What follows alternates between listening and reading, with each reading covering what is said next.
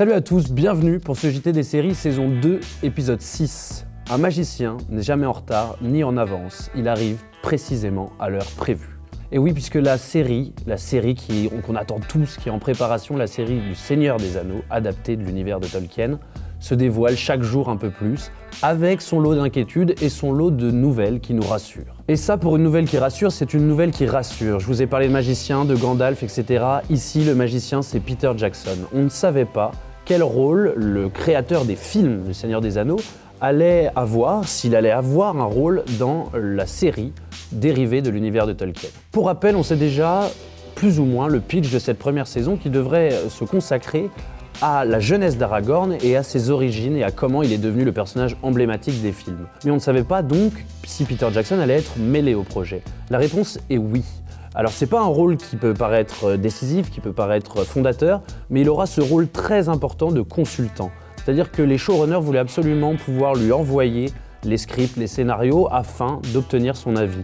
Et ça ne peut que nous rassurer pour ceux qui étaient inquiets de ce projet qui devrait voir le jour entre 2020 et 2021 et qui devrait essayer de tout donner pour concurrencer HBO et le Game of Thrones Universe. Voilà pour une intro qui me tenait à cœur, étant donné que le projet série Seigneur des Anneaux, c'est quand même un monstre sacré auquel on s'attaque et il y a trop de mauvaises expériences de films adaptés en série qui ont été catastrophiques. Il est hors de question que le projet Seigneur des Anneaux soit une catastrophe. Alors Peter Jackson, bienvenue à bord. Petit aparté avant de rentrer dans le vif du sujet de ce JT des séries, pour ceux qui sont fans de nos pastilles comme le Pourquoi c'est culte, qu'on cherche à développer, qu'on cherche à étoffer, qu'on cherche même à faire de manière plus récurrente, en l'appliquant aux séries mais aussi aux films, on a lancé un petit Tipeee. Vous avez le lien en description, n'hésitez pas à y faire un tour et à nous soutenir.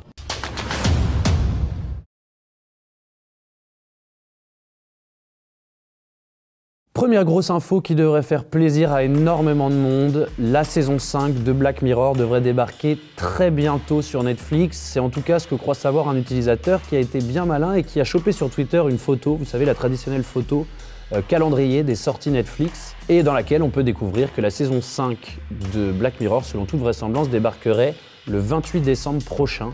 Ça correspond un peu à ce qu'on avait eu l'année dernière, puisque la saison 4 avait débarqué le 29 décembre. C'est donc tout à fait plausible et c'est une très bonne nouvelle. Autre info qu'on a pu glaner autour de cela, il semblerait que cette saison 5 porte un sous-titre qui s'appellerait Bandersnatch. C'est le nom d'une créature qui a été inventée par Lewis Carroll, l'auteur d'Alice au Pays des Merveilles, et ça devrait être le nom du premier épisode de cette saison 5 de Black Mirror, qui, selon toute vraisemblance, devrait être juste incroyable comme toutes les autres. Info Walking Dead cette fois, et une bonne nouvelle, il y a un nouveau rebondissement dans l'affaire Maggie. On sait que le personnage a disparu de manière très subite, de manière très rapide, de manière un peu inexpliquée, en même temps que le personnage de Rick, qui lui a eu droit à des adieux en grande pompe. C'était dû à une mésentente entre les showrunners et l'actrice Lauren Cohan, surtout au niveau des thunes, on va pas se mentir. Il semblerait qu'on soit dans une période de négociation entre l'acteur et Scott Gimple, Angela Kang, etc. Et que l'actrice pourrait très bien revenir en saison 10 pour réassumer le rôle de leader de la colline. Alors c'est impossible qu'elle revienne dans la deuxième partie de la saison 9 qui débarquera le 10 février sur OCS. C'est impossible tout simplement parce que le tournage est achevé et tout est prêt. Donc si elle revient, c'est en saison 10 et il y a de grandes chances pour que ce soit le cas. Tant mieux. D'ailleurs, en parlant de Walking Dead, il semblerait que les producteurs aient été gagnés par l'esprit de Noël, puisque pour la première fois ces jours-ci, les studios de The Walking Dead vont être ouverts au public. À partir du 14 décembre, en effet, tous les vendredis et samedis, tu peux aller visiter les studios de Riverwood qui sont en Géorgie. Et c'est là où il y a la plupart des scènes, Alexandria, il y a même la cité du gouverneur, etc. Il y a beaucoup de choses à voir, donc si jamais vous voulez payer un petit avion et une petite visite, c'est open. Mauvaise nouvelle cette fois, on est sur un gros scandale à Hell's Kitchen. Daredevil a été annulé par Netflix et les fans ne s'en remettent pas. En tout cas, une chose est sûre, Netflix confirme le dicton jamais 203, puisqu'après Iron Fist et Luke Cage, c'est au tour de Daredevil d'être annulé un peu subitement. Un super-héros dont on avait un peu redoré le blason à travers la série, puisqu'il avait été quand même salement amoché par le film avec Ben Affleck. Alors je vous en parlais déjà la dernière fois, mais c'est certain que la nouvelle plateforme de streaming que va lancer Disney a un rôle à jouer dans tout ça. Ils doivent forcément rapatrier un à un tous leurs héros du Marvel Universe pour pouvoir alimenter leur propre plateforme de streaming. Et à mon avis, viendront avec Daredevil, Iron Fist et Luke Cage, viendront aussi des gens comme Jessica Jones, The Punisher, dont une nouvelle saison doit arriver, mais ce sera probablement la dernière sur la plateforme Netflix. Là, Amazon a décidé d'innover un peu et de créer sa propre série anthologique, mais basée sur la passion amoureuse dans nos sociétés contemporaines. Surtout, elle s'arme d'un casting de fou qui vraiment fait saliver. On a en effet énormément de noms alléchants qui sont liés au projet. Je pense notamment à Anna Tawai qu'on ne présente plus, Dev Patel, Tina Fey, Sofia Boutella. On demande vraiment à voir tout ça et ça devrait sortir d'ici la fin 2019 sur la plateforme Amazon. Depuis quelques mois, il semblerait que Netflix ait décidé de résolument se tourner vers l'animation japonaise. Entre le remake en 3D des Chevaliers du Zodiac et la remasterisation de Neon Genesis Evangelion, il se glisse un nouveau projet, c'est le remake en live action du manga culte Cowboy Bebop. Alors Cowboy Bebop, c'est un manga culte des années 90, un space opéra à la fois un peu western avec un côté très jazzy, une BO inoubliable. Il y a eu seulement 26 épisodes et un film et pourtant c'est un des mangas les plus cultes de l'histoire. Alors non seulement les 26 épisodes de l'anime japonais sont disponibles dès maintenant sur Netflix, mais en plus ce film en live action est en préparation avec au scénario ni plus ni moins que le scénariste de Thor Ragnarok, donc quelqu'un qui a quand même fait ses preuves. En gros fan de Cowboy Bebop, je suis quand même assez inquiet, mais je demande à voir et tant mieux qu'on puisse remettre au goût du jour cet animé qui parfois est un peu trop oublié. Et puis dernière news qui nous met l'eau à la bouche, c'est la reformation d'un des duos les plus iconiques du monde des séries, Jessica Lange, Ryan Murphy, qui repartent pour un nouveau projet qui s'appellera The Politician. En effet, après l'avoir brièvement ressuscité dans un flashback de la dernière saison d'American Horror Story, il lui confie cette fois un vrai rôle dans son nouveau projet. Un projet beaucoup plus politique cette fois puisqu'on suivra le parcours politique d'un riche habitant de Santa Barbara et chaque saison sera focalisée sur une élection. C'est un projet donc porté par Ryan Murphy et il sera cette fois-ci aussi derrière la caméra, notamment pour le pilote. Alors comme d'habitude maintenant, petit point sur les trailers, nos séries préférées qui se dévoilent un peu plus chaque jour. Je vais faire très bref sur le teaser de Stranger Things qui s'est dévoilé. On n'y apprend rien, on n'y voit pas d'image, si ce n'est le titre des épisodes qui défilent, une manière de créer l'attente que moi personnellement je ne partage pas. A l'inverse, un trailer qui m'a bien hypé, à ma grande surprise, parce que je suis pas fan des Misérables et de toutes les adaptations qui en ont été faites, c'est ce gros projet porté par la BBC qui a voulu faire son adaptation des Misérables. Alors le trailer s'est dévoilé, le trailer est assez fou, assez ambitieux et surtout il nous dévoile un casting de malade. Parmi les acteurs qui sont liés au projet, des noms qui sont quand même incroyables, notamment Dominic West, l'acteur culte de The Wire, qu'on avait pu voir aussi dans The Affair. On a aussi David Oyelowo, j'espère que je le prononce bien, qu'on avait pu voir dans le film Selma, qui était vraiment un bon film.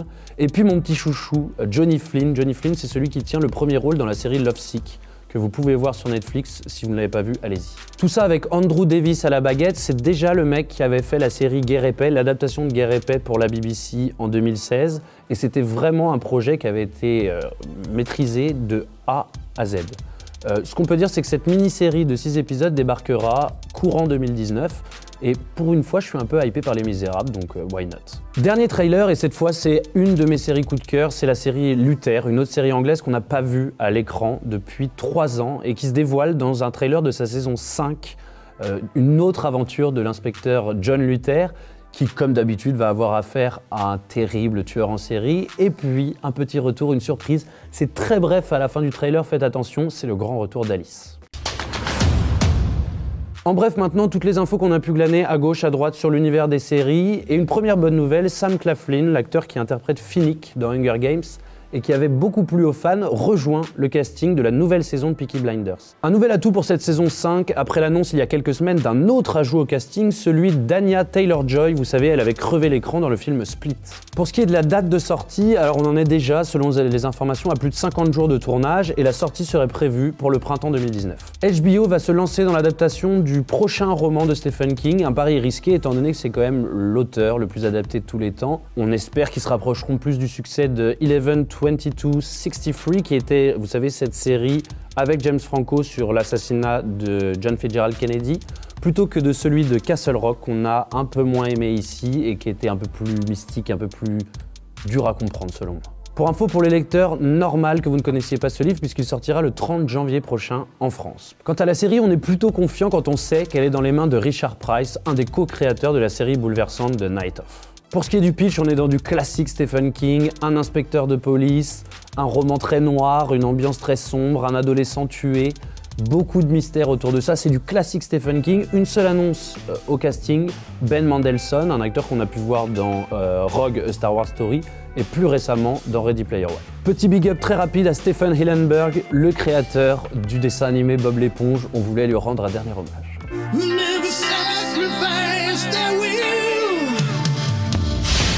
Autre bonne nouvelle pour une des séries qui est le petit chouchou des fanatiques, c'est la série Preacher qui reviendra pour une saison 4, qui abandonne un peu le Southern Gothic des États-Unis pour s'envoler vers l'Australie. On attend ça avec impatience. Autre news en bref qui, il y a quelques années, aurait été en haut de l'affiche, c'est l'arrivée en catimini de la saison 3 de Mr. Robot, une série qui s'est un peu effilochée au fil du temps, qui a perdu à la fois son audience et aussi en qualité, mais il reste une fanbase qui est fièrement attachée à cette série, et donc il faut savoir, ça arrive sur France 2, diffusé sur France 2, qui avait arraché à prix d'or les droits de la série et qui, à mon avis, s'en bouffe un peu les doigts aujourd'hui puisqu'il le diffuse entre minuit, 2h, 4h. C'est des vrais malades et c'est un clin d'œil sans doute à l'insomnie du personnage principal. Ça me permet quand même de faire un petit clin d'œil et de vous dire, de vous précipiter sur l'autre série du créateur de Mr. Robot, Sam Esmail, la série Homecoming, qui est juste un petit bijou. La série You, dont je vous avais parlé ici même il y a quelques épisodes, a obtenu une saison 2 sur Netflix, la série sur l'obsession, vous savez, avec Penn Badgley, l'acteur mythique de la série Gossip Girl,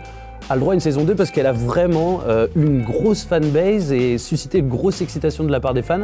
Et franchement, c'est une série de qualité, c'est étonnant, je vous l'accorde, mais elle mérite amplement cette saison 2. On termine par l'annonce d'une série qui risque d'être un des projets les plus loufoques de ces prochains mois. Laura Dern, qu'on avait pu voir incroyable dans Big Little Lies, et Issa Rae, l'actrice folle de la série Insecure, s'associent pour mener un projet pour HBO. Alors le pitch de la série The Dolls est complètement fou.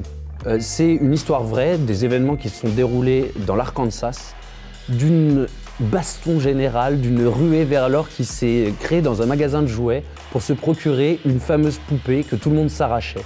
Alors voilà, je ne sais pas comment à partir de ça on peut bâtir une série et un projet qui risque de fasciner les foules, mais ces deux actrices, deux créatrices qui ont un talent incroyable, donc elles peuvent très bien nous pondre un projet, un ovni, qui risque d'être addictif.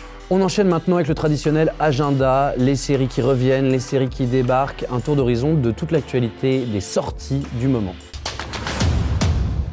On commence tout de suite par notre coup de cœur, la série Hippocrate qui est diffusée en ce moment même sur Canal+. Alors Hippocrate, c'était un film, le film de Tom Haliti, et Tom Haliti a décidé d'adapter, alors pas l'histoire même, mais tout l'univers qu'il avait retranscrit dans son film, il a décidé de le mettre à la télé en série. Et c'est un franc succès, avec donc, non plus Vincent Lacoste comme dans son film, mais cette fois un trio d'acteurs qui est incroyable, Louise Bourgoin, Alice Belaïdi, Karim Leclou.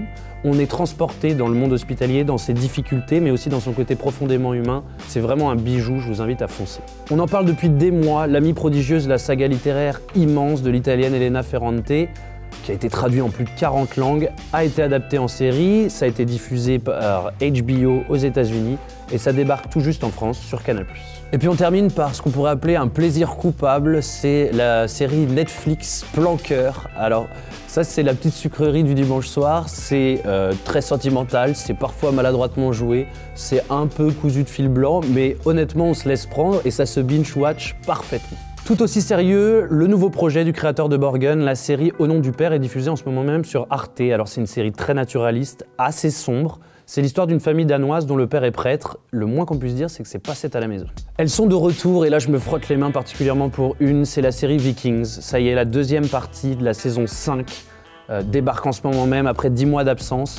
C'est fou de se dire qu'on est parti d'une saison 1 qui était très intéressante, mais assez limité en budget, assez limité même en idées parfois, et qui au fur et à mesure s'est étoffée. La chaîne History, qui est au départ pas très reconnue pour ses séries, est en train de nous pondre un vrai petit bijou et c'est confirmé par les premiers épisodes que j'ai pu voir de cette saison 5. C'est diffusé depuis le 28 novembre dernier sur Canal+. Je suis excité comme un petit fou, surtout qu'il y a des twists de partout. Ils ont vraiment décidé d'être à la fois sanglants et de bâtir quand même un scénario qui est parfaitement ficelé, donc moi je me régale. On enchaîne ensuite avec la série dont on a beaucoup parlé aussi, Narcos Mexico, qui est disponible dès maintenant, en ce moment même sur Netflix.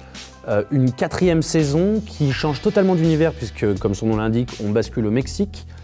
mais qui a beaucoup de qualité. Alors j'avais très peur, parce qu'effectivement on a quitté toute la section Pablo Escobar, puis la section Cartel de Cali pour se diriger vers autre chose, mais honnêtement le défi est rempli. Alors oui, les personnages sont peut-être un peu moins attachants, ou en tout cas on a du mal à s'y faire, mais c'est tout aussi intéressant, tout aussi bien ficelé, et il y a des clins d'œil qui font plaisir. Je vous laisse aller voir ça. Autre coup de cœur, la saison 2 de The Marvelous Mrs. Maisel débarque sur Amazon. C'était vraiment, la saison 1, c'était vraiment un petit bijou. L'histoire de cette femme trompée par son mari, qui est vraiment au plus bas et qui se redécouvre un goût pour la vie, un appétit pour la vie à travers le stand-up.